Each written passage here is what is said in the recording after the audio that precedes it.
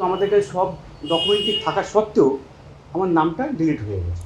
আমার পাসপোর্ট আছে, বার্থ মানে স্কুল সার্টিফিকেট আছে, এভরিথিং পেপার আছে, তার সত্ত্বেও বাতিল। এবং 2002-এ আমি লিস্টেড, আমার ঠাকুরদা, আমার বাবা এবং আমি, আমার ছেলে মেয়ে। তো আমাদের তো অলরেডি, আমি যদি রেকর্ড দেখে তো 4টে পিঁড়ি দেখিয়ে দেবো। 4টে পিঁড়ি যদি থাকে তাহলে কেন ভারতীয় হচ্ছে না?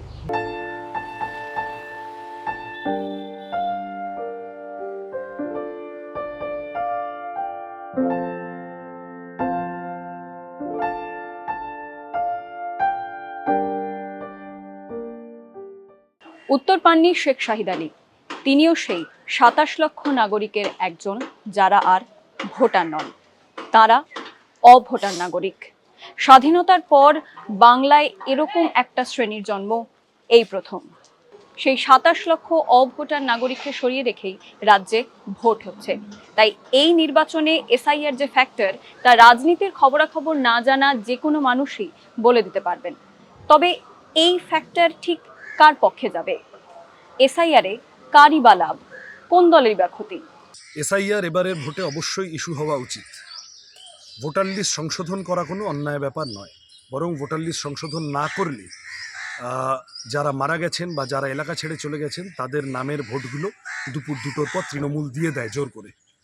আমরাও চেয়েছিলাম যে ভোটার লিস্টটা পরিশুদ্ধ হোক, কিন্তু সমস্যা হলো বিজেপি ভোটার লিস্ট সংশোধনকে নাগরিকত্বের সাথে জুড়ে দিল। রাজনৈতিক দল হিসেবে এটা তো আমরা চাবো, ভারতবর্ষের নাগরিকদের মধ্যে আমাদের সংবিধান যে কথা বলেছে যে কেবলমাত্র বৈধ ভোটাররাই ভোটাধিকার পাবে, প্রকৃত ভোটাররা ভোট দেওয়ার সুযোগ পেলেই সরকার পরিবর্তন হবে। এসআইআর যেটা বিজেপি ভেবেছিল যে ওদের জন্য এটা বেনিফিশিয়াল হবে, কার্যত এসআইআর বুমেরাং হতে চলেছে, ব্যাকফায়ার করতে চলেছে ভারতীয় জনতা পার্টির জন্য। 4 মে যখন রেজাল্ট বেরোবে, বিজেপি অন্তত মতুয়া অধ্যুষিত এলাকায়, বর্ডার লাগোয়া জায়গাগুলোতে যেখানে তপশিলি জাতি উপজাতির মানুষের সংখ্যা বেশি, সেই জায়গার আসনগুলো থেকে অন্তত অতিরিক্ত 20 থেকে 25টা আসন বিজেপির বর্তমানে যে 77টা আসন ছিল সেখান থেকে তারা হারাতে চলেছে। শাহিদেরা 3 প্রজন্ম ধরে কলকাতার 2 মাজারের খাদিমের দায়িত্ব পালন করে আসছেন। তার স্ত্রী জন্মসূত্রে হিন্দু। টালিগঞ্জের এই দম্পতি সেই চিরায়ত ভারতবর্ষের উদাহরণ, যেখানে লাভ জিহাদের মতো বিষাক্ত ধারণার জায়গা ছিল না। শাহিদ আর তাঁর স্ত্রী এখন সেই ভারতবর্ষেরই উদাহরণ, যে ভারত লজিক্যাল ডিসক্রিপেন্সির নামে নাগরিককে না ভোটার বানাচ্ছে। আমার নাম হচ্ছে, বিয়ের আগে ছিল রিমা বোস, এখন আয়েশা, বাট আমার ভোটার কার্ডে, আধার কার্ডে রিমা বসি আছে। তাই জন্যই আমার নামটা উনি হয়তো অ্যাকসেপ্ট করেছেন। আমার নামটা এখনো অব্দি ডিলিটেড হয়নি, এটাই আমি বলবো। আর যেহেতু আমার হাজবেন্ডের নাম শেখ শাহিদ আলী, ওই জন্য নামটা কাটা গেছে। জন্ম কর্ম সবই তো এখানে আপনি দেখিয়ে দিতে পারবেন ডকুমেন্টেশন অনুযায়ী। আমার হাজবেন্ড বাংলাদেশি, আপনি দেখাতে পারবেন? এসআইআর ভোটার তালিকার ঝাড়াই বাছাই নির্বাচন কমিশনের রুটিন কাজ। বিজেপির ভোট প্রচারের লাউডস্পিকারে সেটা হয়ে দাঁড়ালো অনুপ্রবেশকারী ধরার কল।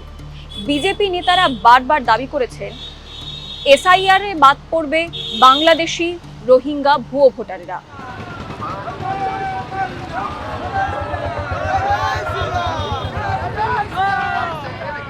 ये ममता बनर्जी मुझ पे बहुत चिढ़ती है, कहती है चुनाव आयोग एसआईआर क्यों कर रहा है, घुसपैठियों के नाम मतदाता सूची से क्यों निकाल रहे हैं। ममता दीदी, अभी तो सिर्फ नाम निकल रहे हैं, 5 तारीख को भाजपा सरकार बना दो, बंगाल में से हम चुन चुन कर एक एक घुसपैठिए को निकालने का काम। বিজেপির দীর্ঘদিনের অনুপ্রবেশ নিয়ে রাজনীতি ফের একবার চাঙ্গা হয়েছে এসআইআরের কল্যাণে।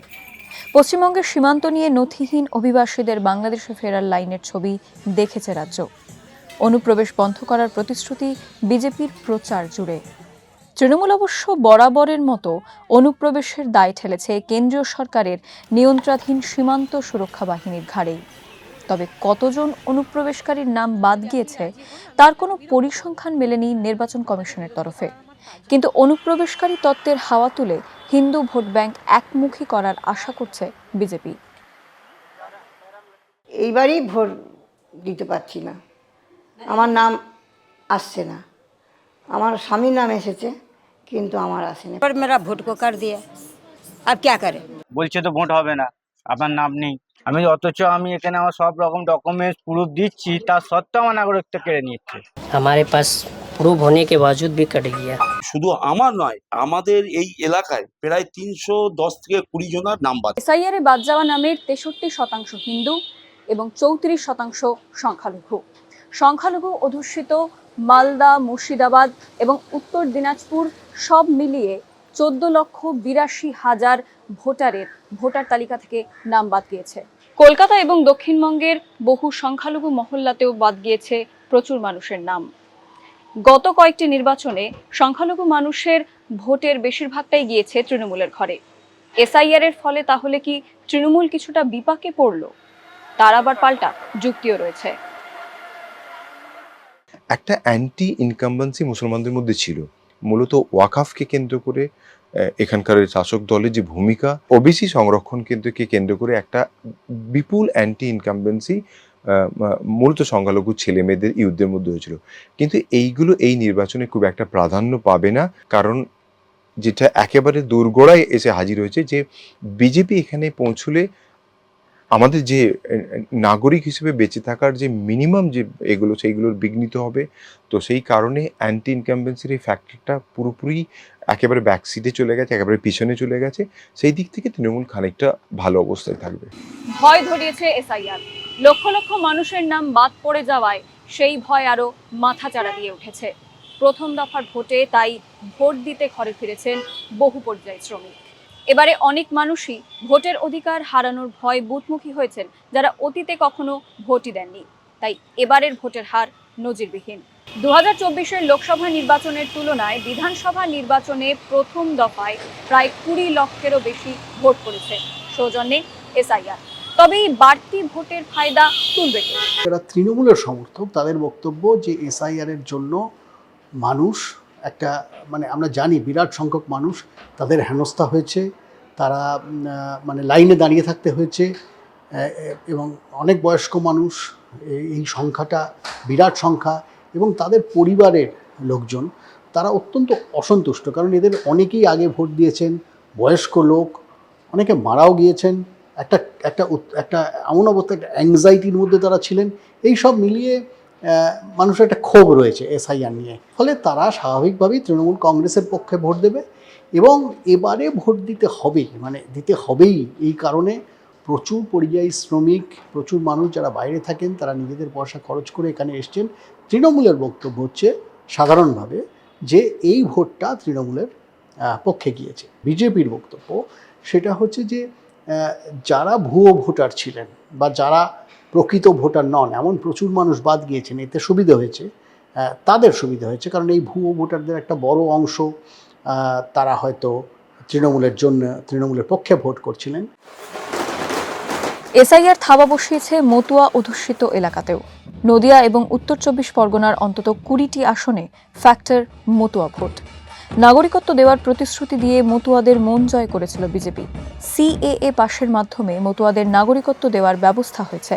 এসআইআর এর নাম বাদ যাওয়া কি মতুয়া ভোটারদের বিজেপি থেকে দূরে সরাবে? মতুয়া নেতা হরিচাঁদ গুরুচাঁদ ঠাকুরের পরিবারের সোমা ঠাকুর আর মধুপর্ণা ঠাকুর এবার 2 যুযুধান শিবিরের প্রার্থী। দুজনেই আশাবাদী মতুয়া ভোট জয়ের ব্যাপারে। বিজেপিরাই তো বলেছিল যে একটা মতুয়াদের ভোট কাটা পড়বে না, এটা তো স্টেটমেন্ট তো ওরাই দিয়েছিল, আমরা তো স্টেটমেন্ট দিইনি। তৃণমূল কংগ্রেস প্রত্যেকটা মুহূর্তেই অপোজ করেছিল যে না এসআইআর দরকার নেই আমাদের। এটা নয় যে শুধুমাত্র বিজেপিরই নাম বাদ গেছে, সকল দলীয় সব মানুষের কম বেশি যাদের বাদ গেছে তাদের গেছে। এতে ভোটের অন্তত বিজেপির কোনো প্রভাব পড়বে না, বিজেপি ভোট আরও বাড়বে। মতুয়া ভোট, সংখ্যালঘু ভোট, নাগরিক হেনস্থার প্রশ্ন, ভুয়ো ভোটার আর অনুপ্রবেশকারী, এসআইআর জটে ঘুরপাক খাচ্ছে নানা অঙ্ক। ভোটের গণিতে ফুল মার্কস পাবে কোন দল? কাকে জেতাবে ভোটার তালিকার ঝাড়াই বাছাই? কিভাবেই বা ফ্যাক্টর হবে এসআইআর?